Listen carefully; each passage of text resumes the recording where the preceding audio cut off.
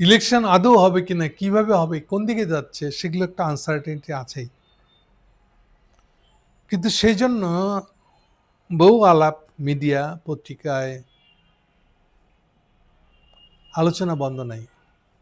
তেমনই একটা ইস্যু আজকে প্রথম আলো রিপোর্ট করেছে, শরিকদের নিয়ে বিএনপির নতুন চিন্তা ভাবনা। কি চিন্তা ভাবনা? সার কথাটা, শেষের কথাটা আগে বলে দিই। সেটা হলো যে বিএনপি কোনো ধরনের জোট করতেছে না শরিকদের সাথে।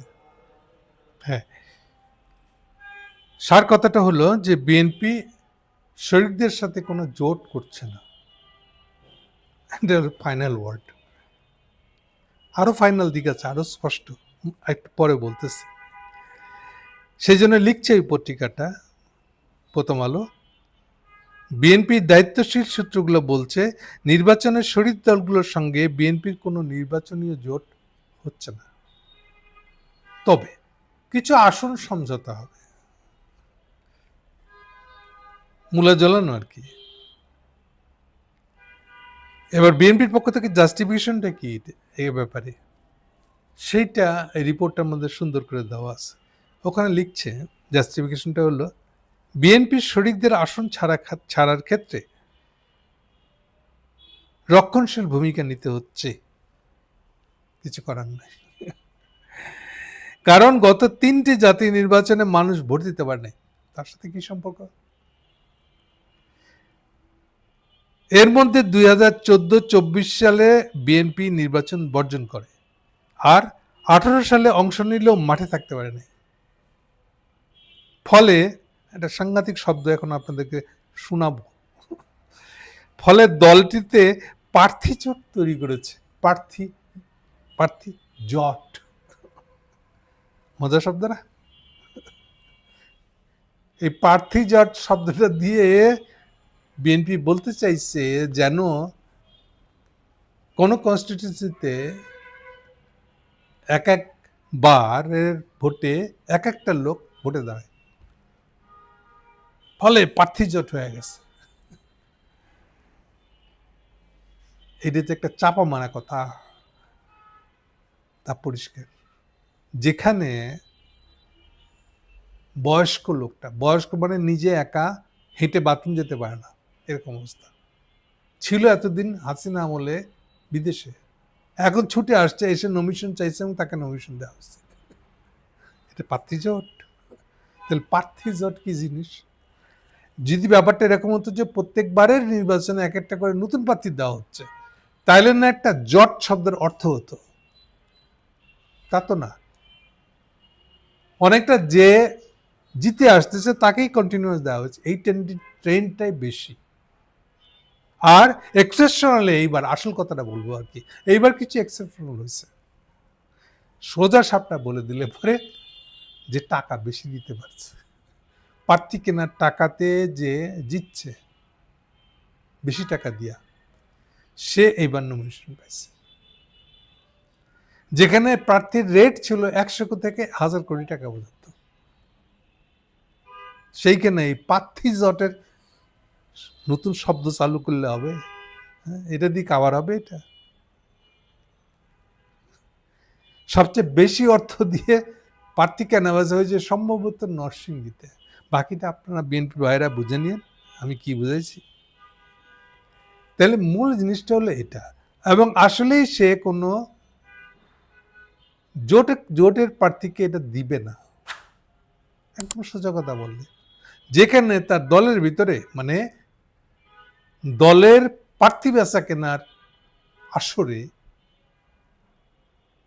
কার আগে কে দাদা আমাকে দেন বলে টিকিট কাটার জন্য খাড়া হয়ে আছে,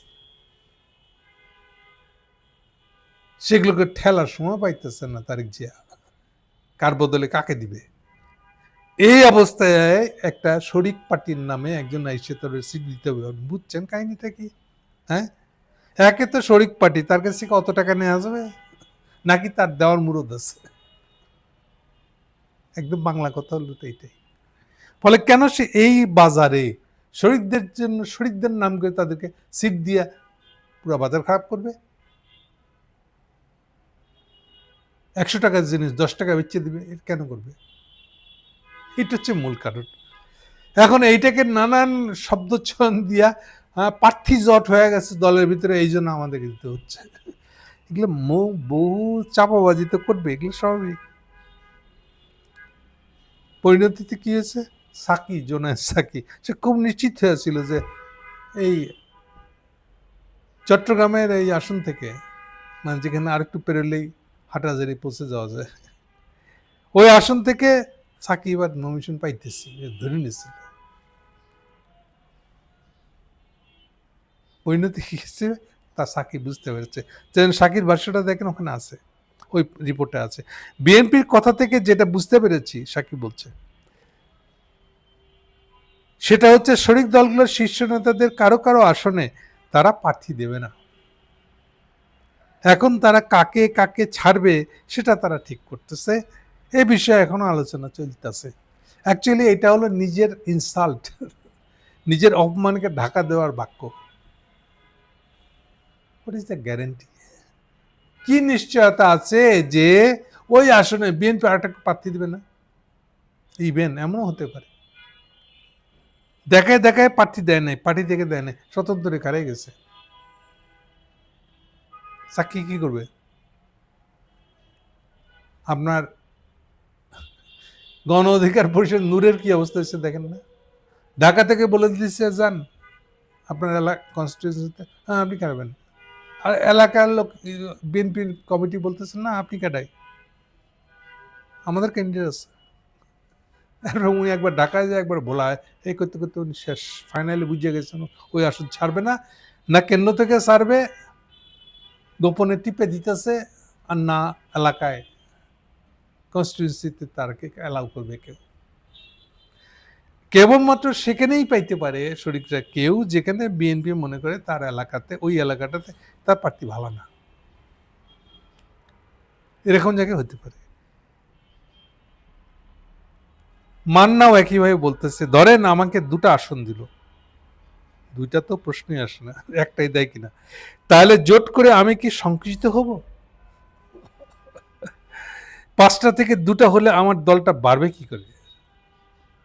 তারা যাই দিক, আমরা আমাদের মতন নির্বাচন করবো, সেটাই ভালো, আঙুর ফল টক। তাহলে সার কথাটা হলো যে এই বিএনপি জোটগুলো এখন বাস্তবের মাটিতে পা দিচ্ছে, টের পাচ্ছে যে জিনিসটা এত সিম্পল না। বিশেষ করে যেখানে আওয়ামী লীগ নাই, বিএনপির প্রার্থীদের ভোটের বাজারে প্রার্থীদের রেট কত বাইরে গেছে, এটা খেয়াল করতে হবে না? এই বাজারে আপনাকে ইয়ের নামে, আপনি শরিক নামে আপনাকে একটা ইয়ে দিবে, দিয়ে 500 থেকে 1000 কোটি টাকা লস করবে, এটা হইল? এটা আশা করেন কি? সো এটা ভালো যে এই সকল জোট প্রার্থীরা, আমি আগেই বলেছিলাম তারা সিট পার্টি, এখন তারা সিট পার্টিও থাকতে পারবে কিনা এটা হচ্ছে প্রশ্নের মুখে। তাহলে কি হবে? তারা এই যে আগে আপনাদেরকে ধারণা দিয়েছিলাম, বড় যে সরকারি ব্যাংকের একটা ডিরেক্টর হবে। Thank you.